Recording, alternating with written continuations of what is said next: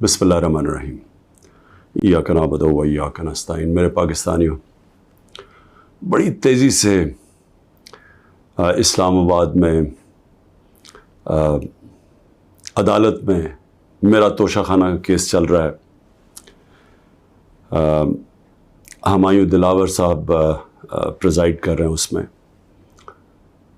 और हमने कोशिश बड़ी की है कि chief justice Islamabad high court, और हम बड़ी देर से कोशिश कर रहे हैं कि वो हमारा केस ट्रांसफ़र करें यहाँ हमायूं दिलावर से, क्योंकि ये हक़ होता है एक जो हर शख्स का, इसका हमें आइन, हमारा कानून हक़ देता है कि अगर हमें एक इत्मीनान एक जज पे नहीं होता तो हमारा हक़ होता है कि हम अप्लाई करें कि हमारा केस ट्रांसफ़र कर दें।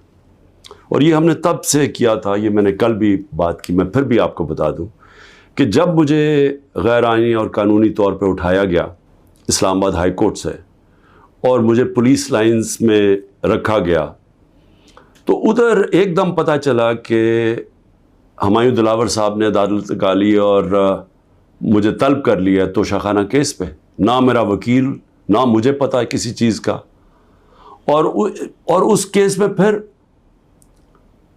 फर्द जुर्म लगा दिया।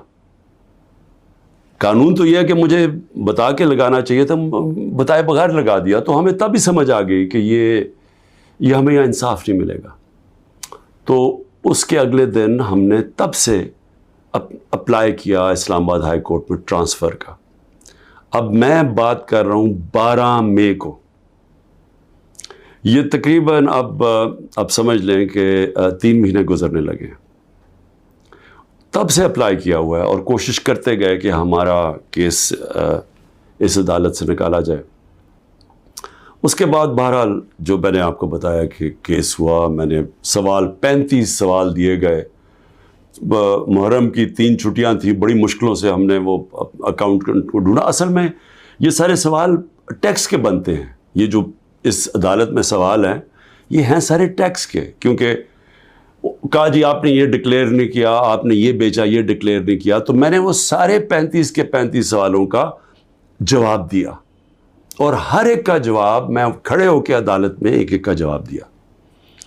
तो वो जो एक जगह, और इन्होंने सरकारी 2 गवाह पेश किए। अब सरकारी गवाह क्या उन्होंने गवाही देनी थी, तो हमने कहा क्योंकि वो जो जवाब हैं उसके लिए मेरे अकाउंटेंट की ज़रूरत है, क्योंकि एक 40 साल से मेरे अकाउंटेंट वही फर्म है। मेरे पास जो पैसे आते हैं, जो मेरे खर्चे होते हैं, वो मैं उनको बता देता हूँ। वो फिर टैक्स फॉर्म्स भर देते हैं, वही इलेक्शन कमीशन की फॉर्म्स भरते हैं, वही वेल्थ टैक्स जो होता है वो भरते हैं। तो उनके पास सारा रिकॉर्ड होता है। तो अब मैं तो नहीं जवाब दे सकता कई चीज़ों के। तो मैंने गवाह के अंदर अपने अकाउंटेंट को कहा कि वो बैठे, और वो जो ख़ास तौर पे एक जगह पे बात फंसी हुई है कि जी पैसे तो आप शो कर रहे हैं, लेकिन पैसे के ऊपर आपने ये नहीं लिखा कि ये तोशाखाना का पैसा था।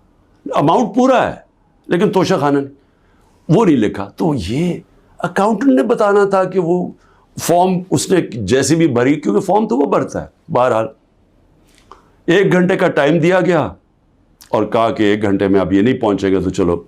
अब अकाउंटेंट 1 घंटे में कैसे पहुंच सकता है? ये कोई मिलिट्री ट्रायल तो नहीं हो रहा। उसको विटनेस ख़त्म कर दिया, और भी हमने बुलाए हुए थे विटनेसेस जिन्होंने गवाही देनी थी इन्हीं चीज़ों को, और जो मेरा हक है। अब एक फेयर ट्रायल होता है कि आपको मौका मिले कि मुझे अक्यूज़ करें, मुझे मौका तो दें कि मैं अपनी सफाई पेश कर सकूं। नहीं मौका दिया गया, और बड़ी जल्दी सब कुछ तेज़ी से किया जा रहा है। छुट्टियों में कभी ट्रायल नहीं होता। ये आजकल अदालतों की छुट्टियां हैं, छुट्टियों के अंदर डे टू डे ट्रायल हो रहा है। जल्दी पड़ी हुई है कि किसी तरह ये बस जल्दी से ख़त्म हो जाए। मौका भी नहीं दे रहा है। एक दिन क्या हो जाएगा कि 1 दिन डिले हो गया, 2 दिन डिले हो गया, कौन सी क़यामत आ गई है? विटनेसेस आए, हम तो मुतमईन हो जाएं कि हमने अपना केस पूरी तरह लड़ा है। लेकिन छुट्टियों के अंदर भी जल्दी पड़ी हुई है कि किसी तरह फ़ैसला आए। हालांकि हम सुप्रीम कोर्ट में भी हैं, और इस्लामाबाद हाई कोर्ट से मुझे कहना पड़ता है कि मैं काफ़ी मायूस हूँ कि वो ना फ़ैसला करते हैं, वो खींचते भी जाते हैं, वो पूरा मौका दे रहे हैं कि ये जब फ़ैसला आ जाए, یعنی اگر ہم نے ٹرانسفر کا اتنی دیر اپلائی کیا ہوا تو کم از کم فیصلہ تو کریں، وہ کرتے بھی نہیں ہیں. بہرحال وہاں بھی ان کو بھی میں نے کہا، بڑی دیر کا کہا ہوا ہے کہ ہمیں چیف جسٹس اسلام آباد ہائی کورٹ پہ مجھے کوئی اعتماد نہیں ہے. جب مجھے اٹھایا گیا وہاں سے، آپ سوچیں کہ مجھے غیر قانونی اور آئینی طور پہ اٹھایا گیا ان کی عدالت سے، اور انہوں نے اس کو لیگلائز کر دیا. یعنی اصل میں تو ان کو اللیگل کرنا چاہیے تھا، سپریم کورٹ کو تو جانے کی نوبت نہیں ہونی چاہیے تھی. ان کی عدالت میں بیٹھا ہوں، شیشے توڑ کے، ڈنڈے مار کے، وکیلوں کو مار کے، وہ بیچارہ رجسٹری اسٹاف ان کو ڈنڈے مار کے، اور مجھے گھسیٹ کے لے گئے وہاں سے ان کی عدالت سے. اور چیف جسٹس نے کچھ بھی نہیں کیا، بلکہ اس کو جائز قرار دے دیا گیا. اس کے بعد جو اس سے پہلے ٹرین کیس تھا، 3 ممبر بینچ بیٹھا، دو ججز نے واضح طور پہ کہہ دیا کہ مینٹینیبل یہ کیس. چیف جسٹس صاحب فیصلہ نہیں کر رہے، وہ بھی لٹکایا ہوا ہے وہاں.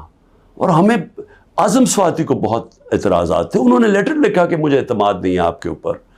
تو نہ وہ اپنے آپ کو ریکیوز کرتے ہیں، نہ ادھر نیچے سے ریکیوز کر رہے ہیں.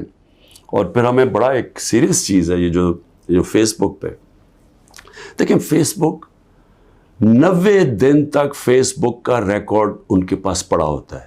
اگر FIA یا جج صاحب ایک صرف آپ کو ای میل کر دیں فیس بک کو کہ یہ کیس ہو رہا ہے، آپ مہربانی کر کے بتا دیں کہ 90 دن تک ان کی جو بھی فیس بک میں پوسٹ تھی وہ کون سی تھی. کیونکہ 90 دن تک جو لوگوں نے دیکھا ہے اور پوسٹ بھی کیا ہے کہ اس کے جو ہمایوں دلاور کی پوسٹ تھی، اس پہ انہوں نے جو ان کا میرے متعلق پوسٹ کی ہوئی ہیں، وہ تو اگر کوئی بھی دیکھ لے تو مجھے تو ان سے انصاف نہیں مل سکتا. لیکن وہ FIA کے پاس گئے اور FIA نے جناب کہا جی وہ کیونکہ ڈیلیٹ ہو گئی ہیں، وہ FIA نے کلین چٹ دے دی. میچ فکس ہوا ہے. ابھی بھی اگر آپ کسی کو انصاف کی فکر ہے چیف جسٹس اسلام آباد ہائی کورٹ کی یا FIA کو، تو بڑا سیدھا ہے کہ ایک ای میل کریں اور فیس بک کو کہیں کہ ہمیں 90 دن کا دے. اس میں پتہ چل جائے گا کہ کیا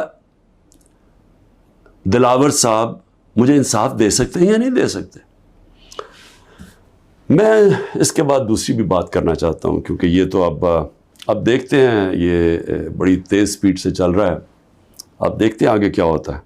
لیکن ابھی تک تو کوئی امید نہیں نظر آ رہی کہ جو فیئر ٹرائل ہوتی ہے وہ مجھے ملے گی، جو میرا رائٹ ہے.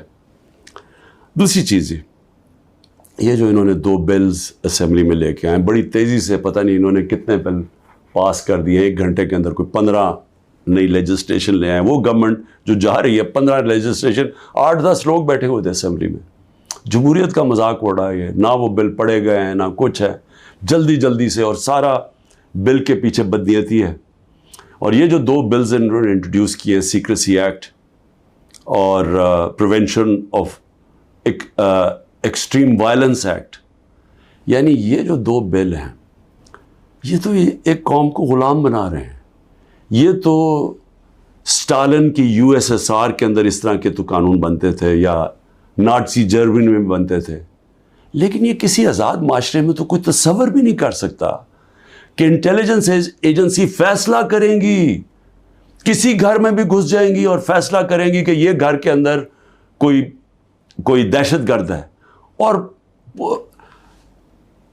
وارنٹ ایک جو ہوتا ہے گھر میں گھسنے سے پہلے آپ کو سرچ وارنٹ لینا پڑتا ہے. اس کے بغیر آپ گھس جائیں گے گھروں میں، کسی کے گھر میں بھی گھس جائیں گے اور کچھ بھی کریں گے، اور کسی کو ان کو روکنا نہیں چاہیے. تو یہ تو ایک ملک میں بالکل ہی غلاموں کو کنٹرول کرنے کے لیے ہو رہا ہے. پھر سیکریسی ہے، ایک اور ایکٹ لے آئے ہیں کہ آپ کسی بھی اگر کوئی انٹیلیجنس ایجنسیز کا کوئی آدمی ہے، اس کا آپ نام بھی نہیں لے سکتے. اگر آپ نے نام لے لیا تو وہ آپ کوئی اسٹیٹ سے غداری کر دیں گے، سیڈیشن ہے وہ. تو یہ تو اس طرف جا رہا ہے کہ جنرل مشرف کے مارشل لاء میں بھی اس طرح کی حالات نہیں تھے. یہ تو بالکل ایک وہ معاشرہ، اور مجھے لگ رہا ہے کہ تیاری کر رہے ہیں کہ انہوں نے تو الیکشن کا کوئی نیت ہی نہیں نظر آ رہی. تو اگر الیکشن نہیں کروانے تو اس کے بعد تو پھر لوگوں کو کنٹرول ہی کرنا پڑے گا. تو انہیں حربوں سے کنٹرول کرنا پڑے گا. اور مجھے جو خوف آ رہا ہے، میں آخر میں صرف یہ بات کرنا چاہتا ہوں کہ اس وقت جو پختونخوا ہے اس کی ہمیں فکر کرنی چاہیے، کیونکہ ان کی کوئی اپنی الیکٹڈ گورنمنٹ نہیں ہے اس وقت. ان لوگوں کو اوپر مسلط کر دیا ہے جن کی کوئی قانونی حیثیت نہیں ہے، اور وہ جو وہاں کر رہے ہیں، جس طرح کی کرپشن ہو رہی ہے اور جس طرح کا وہاں وہ صوبہ آہستہ آہستہ وہاں دہشت گردی بڑھتی جا رہی ہے، لا قانونیت بڑھتی جا رہی ہے، تو وہ تو لوگوں کو پہلی نوجوان وہاں سارے قبائلی علاقے کا جو جس طرح کی تباہی مچی تھی، جس طرح کی قتل و غارت ہوئی ہے قبائلی علاقے میں، ڈرون اٹیک سے، ملٹری آپریشنز، اوپر سے طالبان ایک طرف، وہ دوسری طرف فوج، تو وہ جو لوگوں سے ہوا، جس طرح کی تباہی مچی وہاں، تو وہ تو اسی سے ابھی نکل رہے ہیں. تو اگر یہ اسی طرف چلا گیا پھر سے، تو مجھے تو سمجھ نہیں آ رہی کہ کیا جو اس وقت فیصلے کر رہے ہیں اس ملک کے، کیا ان کو اندازہ ہے کہ نیچے گراؤنڈ کے اوپر کس طرح کا غصہ اٹھ رہا ہے؟ کیا اندازہ ہے کہ جب وہ پولیس لائنز کے اندر جب 100 پولیس والے شہید ہوئے تھے، پتہ ہے نیچے سے کیا آوازیں آ رہی تھیں؟ اور اب جو بجوڑ میں ہوا اس کے اوپر سارے پختونخوا کے اندر کس طرح کا غصہ گیا ہے؟ کیا کسی کو اندازہ ہے کہ یہ کس طرف جا سکتا ہے؟ اور میں اس لیے کہہ رہا ہوں کہ بہت ضروری ہے، ایک ہی طریقہ ہے کہ یہ جو نیچے گراؤنڈ کے اوپر غصہ ہے یہ تب نکلتا ہے جب الیکشنز کرواتے ہیں. الیکشنز میں لوگوں کا غصہ نکل جاتا ہے، اور پھر ایک جب منتخب گورنمنٹ آتی ہے لوگ امید لگا لیتے ہیں، اور ہوتا کیا ہے کہ وہ جو سارا ٹیمپریچر ہے وہ نیچے آ جاتا ہے، سٹیبلٹی آ جاتی ہے، استحکام آ جاتا ہے ملک میں. تو یہ جو دوسری طرف ابھی کوششیں ہو رہی ہیں، جو لوگ اس ملک میں جن کا جینا مرنا ہے ان کو خوف آنا شروع ہو گیا. جو 12 لاکھ یہاں سے پروفیشنلز چھوڑ کے گئے ہیں اور جا رہے ہیں آج، ہمیں سمجھ آنا چاہیے کہ ان کی امید ختم ہو گئی ہے. یہ سب سے خطرناک چیز ہے کہ ایک معاشرے میں لوگوں کی امید چلی جائے. تو جس طرف ہم جا رہے ہیں یہاں تو کوئی روشنی نہیں نظر آ رہی، اور اگر انہی لوگوں نے بیٹھے رہنا یا اسی طرح پاکستان میں الیکشنز کے بغیر ایک کنٹرولڈ گورنمنٹ چلانی ہے اور لوگوں کو کنٹرول کر کے چلانا ہے.